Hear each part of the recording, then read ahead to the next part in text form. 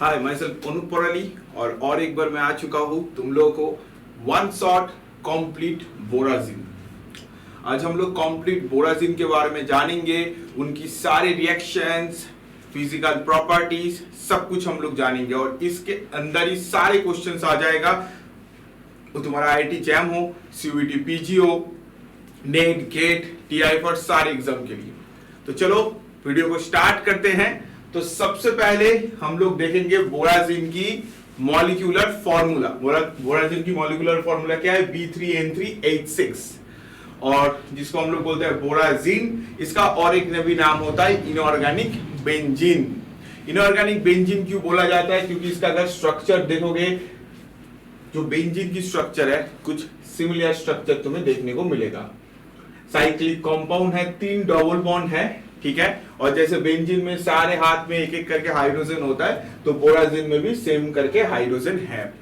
But यहाँ पे जो नाइट्रोजन है, नाइट्रोजन यहाँ पे क्या है? टेट्रावैलेंट है। तो नाइट्रोजन टेट्रावैलेंट होने के कारण से नाइट्रोजन के ऊपर पॉजिटिव चार्ज है, बोराजिन भी टेट्रावैलेंट है, यहाँ पे क्या है? नेगेटिव चार्ज है। मतलब यहाँ पे पॉजिटिव नेगेटिव ऐसे फॉर्म में है, चार्ज फॉर्म है बेसिकली। तो यह है हमारा बोराजिन की स्ट्रक्चर, बोराजिन या इनऑर्गेनिक बेंजीन जिसको बोलते हैं। तो अभी आता है बोराजिन की प्रॉपर्टीज। जो बोराजिन की जो फिजिकल एंड केमिकल प्रॉपर्टीज को डिस्कस करेंगे। तो चलो जाते हैं प्रॉपर्टीज के ऊपर। तो अगर तुम बोराजिन की स्ट्रक्चर जो पहले तुम लोग देख चुके हो, तो बोराजिन की स्ट्रक्चर और बेंजीन का स्ट्रक्चर मैं यहाँ पे लिखा है कंपेयर करने के लिए। तो देखो लगभग सेम ही स्ट्रक्चर है, डबल बॉन्ड सभी है। जस्ट यहाँ पे अलग क्या है? जो बेंजीन है, बेंजीन में होमो है, दैट इज द होमो। सारे जो एटम्स है ना, सारे कार्बन कार्बन कार्बन लिंकेज है, ठीक है, ये क्या होमो है। बट अगर इनऑर्गेनिक बेंजीन का देखा जाए, यहाँ पे हेटेरो एटम है, बोरॉन नाइट्रोजन ऐसे हेटेरो एटम है, ठीक है। तो बेंजीन क्या है? यहाँ पे सारे होमो, यहाँ पे क्या है? हेटेरो। और जो बात है, देखो बेंजीन एक न्यूट्रल मॉलिक्यूल है। ये क्या है? एक न्यूट्रल मॉलिक्यूल, नोट करके रखो। और जो बोराजिन है, बोराजिन क्या है? हमारा एक चार्ज मॉलिक्यूल है, ठीक है, चार्ज मॉलिक्यूल है। ये न्यूट्रल है, ये चार्ज है। तो अभी तुम्हें पता है, अगर एक न्यूट्रल मॉलिक्यूल है और एक चार्ज मॉलिक्यूल है, तो स्टेबल कौन होता है? ऑब्वियसली न्यूट्रल जो बेंजीन है, ये हमारा ज्यादा स्टेबल होगा। जो बोराजिन होगा, ये क्या होगा? अनस्टेबल होगा। ओके, तो इसके बाद आता है, अगर मैं रिएक्टिविटी की बात पूछूंगा, तो बेंजीन क्या है? एक न्यूट्रल मॉलिक्यूल है, स्टेबल मॉलिक्यूल है। बट बोराजिन देख सकते हो एक चार्ज है, कैटायन एनायन चार्ज है, तो ये क्या होगा? मोर रिएक्टिव होगा। तो इस बात को याद रखना है, बोराजिन या इनऑर्गेनिक बेंजीन जो है, ये मोर रिएक्टिव है बेंजीन के कंपेयर में। क्यों? क्योंकि एक चार्ज मॉलिक्यूल है। क्या मॉलिक्यूल है? Charge molecule. क्या है? चार्ज। और यहां पे क्या है? हेटेरो एटम है, हेटेरो एटम यहां पे प्रेजेंट है। तो बहुत ही आसान सा क्वेश्चन है। चलो अभी इसके बाद हम लोग उसके आगे नेक्स्ट प्रॉपर्टीज को देखेंगे, जो अनसैचुरेशन हेटेरोसाइक्लिक। जो पहला पॉइंट में बताया जा रहा है अनसैचुरेशन। अनसैचुरेशन मतलब जब डबल बॉन्ड आता है। तो देख सकते हो, अगर तुम बोराजिन की स्ट्रक्चर को देखोगे, तो यहाँ पे अनसैचुरेशन है, डबल बॉन्ड है। डबल बॉन्ड को हम लोग क्या बोलते हैं? अनसैचुरेशन। और हेटेरोसाइक्लिक क्यों बोला जा रहा है? क्योंकि यहाँ पे हेटेरो एटम है, जो मैंने पहले बोल दिया। बेंजीन हेटेरोसाइक्लिक नहीं है, बेंजीन क्या है? होमोसाइक्लिक, सारे होमो है, कार्बन कार्बन। बट ये क्या है? हेटेरोसाइक्लिक। अनसैचुरेशन बेंजीन में भी है, अनसैचुरेशन बोराजिन में भी है, बट बोराजिन में हेटेरो एटम प्रेजेंट है। नेक्स्ट जो प्रॉपर्टी है एरोमेटिसिटी। तो यहां पे एरोमेटिसिटी के बाजू में क्या लिखा है? Less aromatic than benzene. Benzene से कम एरोमेटिक है। कौन कम एरोमेटिक है बेंजीन से? That is the borazine. क्योंकि देखो बोराजिन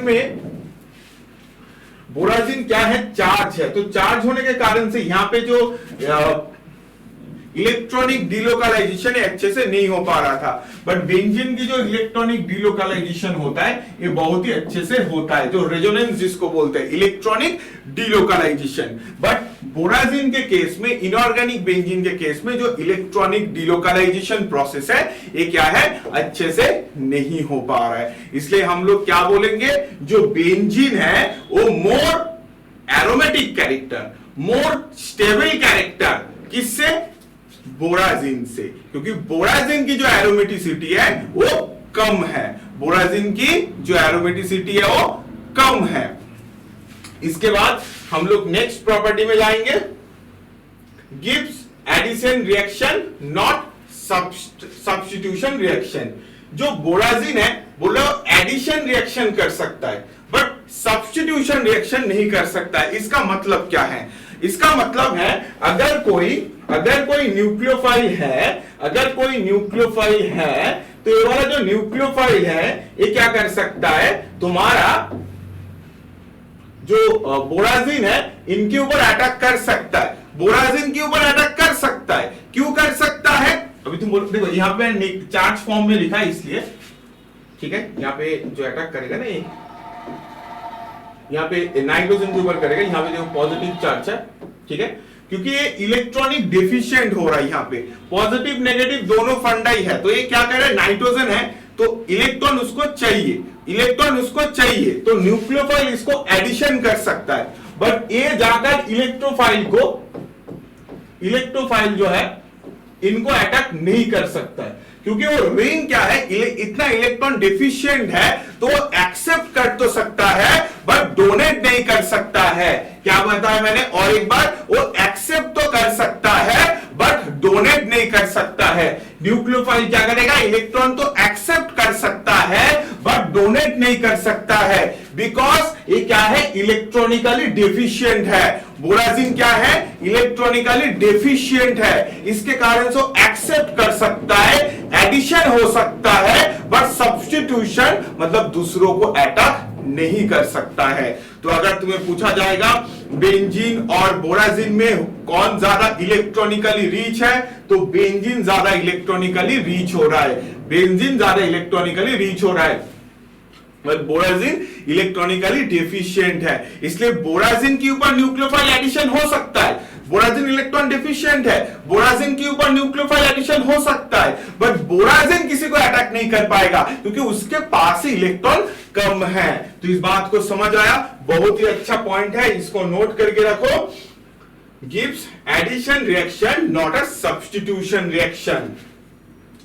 इसके बाद हम लोग फोर्थ पॉइंट में जाएंगे, borazine is more reactive than benzene. Obviously बात है, बोराजिन क्या है, बोराजिन तुम्हारा क्या है, अनस्टेबल है, बोराजिन अनस्टेबल है, तो बोराजिन अनस्टेबल होने के कारण से बेंजीन से ज्यादा रिएक्टिव है। बोराजिन क्या है, अनस्टेबल है, तो अनस्टेबल होने के कारण से क्या होगा, बेंजीन से ज्यादा रिएक्टिव होगा, तो borazine is more reactive than benzene. बहुत ही अच्छा बात है। लास्ट जो पॉइंट है ये भी एक इंपॉर्टेंट पॉइंट है, इसको मैंने दे दिया, point group of borazine is D3H, point group of borazine is D3H, इसको भी नोट करके रखो, यहां से भी क्वेश्चन आ जाता है जो बोराजिन की पॉइंट ग्रुप क्या है। तो ये था तुम्हारा बोराजिन की फिजिकल एंड रिएक्टिव जो केमिकल प्रॉपर्टीज। अभी जाते हैं हम लोग इसकी प्रिपरेशन एंड रिएक्शंस में। तो अभी तक हम लोग सारे स्ट्रक्चरल फीचर्स को देखा। अच्छा, एक बात मैं बता दूं, बोराजिन की जो सारे सेंटर हैं, ये जो सारे सेंटर है ना, ये सारे सेंटर sp2 हाइब्रिडाइज्ड है, जो सारे सेंटर हैं ये sp2 हाइब्रिडाइज्ड है, क्योंकि देख सकते हो डबल बॉन्ड है, तो सारे सेंटर जो है वो sp2 हाइब्रिडाइज्ड है, जैसे बेंजीन की तरह है। तो बोराजिन की सारे जो एटम्स है इसकी जो हाइब्रिडाइजेशन है वो क्या है, sp2 है।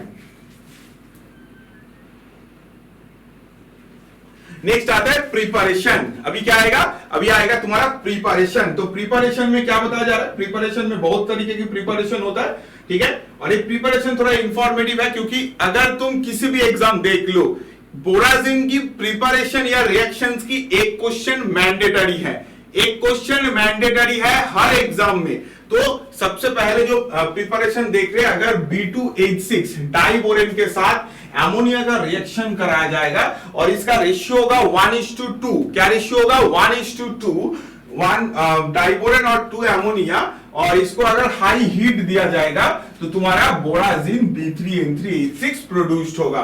क्या हुआ, डाइबोरेन के साथ एमोनिया का रिएक्शन किया 1:2 रेशियो में, हाई टेम्परेचर में, तो हमारा बोराजिन फॉर्मेशन हो गया। अभी जो नेक्स्ट है, देखो नेक्स्ट जो रिएक्शन है हमारा डाइबोरेन प्लस एमोनिया। अगर डाइबोरेन प्लस एमोनिया का रिएक्शन करेंगे, ठीक है, डाइबोरेन प्लस एमोनिया का रिएक्शन करेंगे तो हमारा पहले इंटरमीडिएट ऐसे फॉर्म होता है BH2NH3 प्लस BH4 माइनस, ऐसे इंटरमीडिएट का फॉर्म होता है। ये क्वेश्चन बहुत सारे एग्जाम में आया, CUET 2021 में आया है, नेट में आया है, गेट में आया है, सभी एग्जाम में आ चुका है इसका। तो ये 3B2H6 के साथ 6 एमोनिया का रिएक्शन करा तो ये यहाँ पे इंटरमीडिएट फॉर्म हुआ। इसको अगर हीट देंगे तो हमारा क्या होगा, यहाँ पे बोराजिन और 12H2 क्या होगा, 12H2 निकल जाएगा। तो ये इसका दूसरा प्रिपरेशन है। जो भी इंपॉर्टेंट प्रिपरेशन है मैं सारे प्रिपरेशन को ही कवर अप यहाँ पे कर रहा हूं, ठीक है। इसके बाद चलेंगे हम लोग नेक्स्ट प्रिपरेशन में। That is the next preparation. Next preparation में क्या बताया जा रहा है, अगर तुम NH4Cl के साथ NH4Cl के साथ NaBH4 का रिएक्शन करोगे, क्या होगा, NH4Cl के साथ NaBH4 का रिएक्शन करोगे तो तुम्हारा क्या होगा, बोराजिन B3N3H6 और H2 प्लस NaCl प्रोड्यूस्ड होगा। क्या होगा, NH4Cl के साथ अगर NaBH4 का रिएक्शन करोगे, NH4Cl के साथ अगर NaBH4 का रिएक्शन करोगे तो B3N3H6 plus H2 plus NaCl ये वाला प्रोड्यूस्ड होगा। हम लोग फोर्थ रिएक्शन में जाएंगे। डिफरेंट बोराजिन प्रिपरेशन दिखा रहे। अगर तुम NH4Cl के साथ अगर तुम BCl3 का रिएक्शन करोगे तो तुम्हारा क्या होगा, Cl3B3N3 बनेगा। क्या बनेगा, Cl3B3N3। ओके, अभी Cl3B3N3 के साथ, एक मिनट, यहां पे H3 भी होगा, Cl3B3N3H3, ठीक है, Cl3B3N3H3। इसके अंदर अगर NaBH4 देंगे तो क्या होगा, ये जो 3 क्लोरीन था ना, ये 3 जो क्लोरीन था, इन तीनों क्लोरीन के पोजीशन में हाइड्रोजन आ जाएगा और पहले 3 हाइड्रोजन तो यहाँ पे था ही, तो टोटल B3N3H6 बन जाएगा, बोराजिन बन जाएगा। पहले क्या बना था, Cl3B3N3H3, इसके अंदर NaBH4 दिया तो ये जो तीनों क्लोरीन है उनको भी वो रिड्यूस्ड कर दिया तो B3N3H6 फॉर्मेशन करा दिया।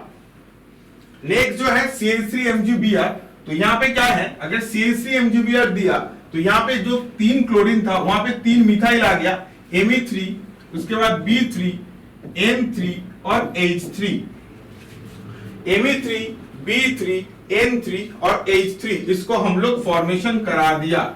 ठीक है, क्या किया, जस्ट देखो यहाँ पे तीनों क्लोरीन के पोजीशन में NaBH4 दिया तो तीनों हाइड्रोजन आ गया, B3N3H6, और यहाँ पे मैंने क्या दिया, ग्रिग्नाट दिया तो तीनों क्लोरीन को रिप्लेस करके तीनों मिथाइल आ गया तो Me3B3N3H3 बन गया। ठीक है, रिएक्शन पैटर्न को समझो, जो यहाँ पे क्लोरीन था, क्लोरीन को यहाँ पे हाइड्रोजन ने रिप्लेस किया, B3N3H6 बना और ग्रिग्नाट देने से यहाँ पे मिथाइल आया तो Me3B3N3H3 आ गया। तो ये बहुत ही अच्छा क्वेश्चन था, चलो इसको नोट करके रखो। ये तुम्हारा प्रिपरेशन वाला फंडा सब गया। ओके भाई, नेक्स्ट हम लोगों का क्या है, नेक्स्ट है हम लोग का और एक इंपॉर्टेंट रिएक्शन।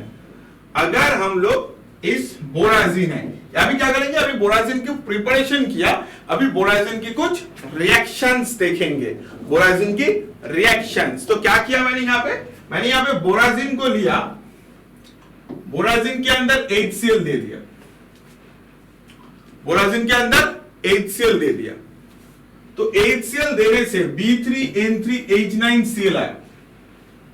क्या दिया, B3N3H6 के अंदर 3HCl दिया तो B3N3H9Cl हुआ।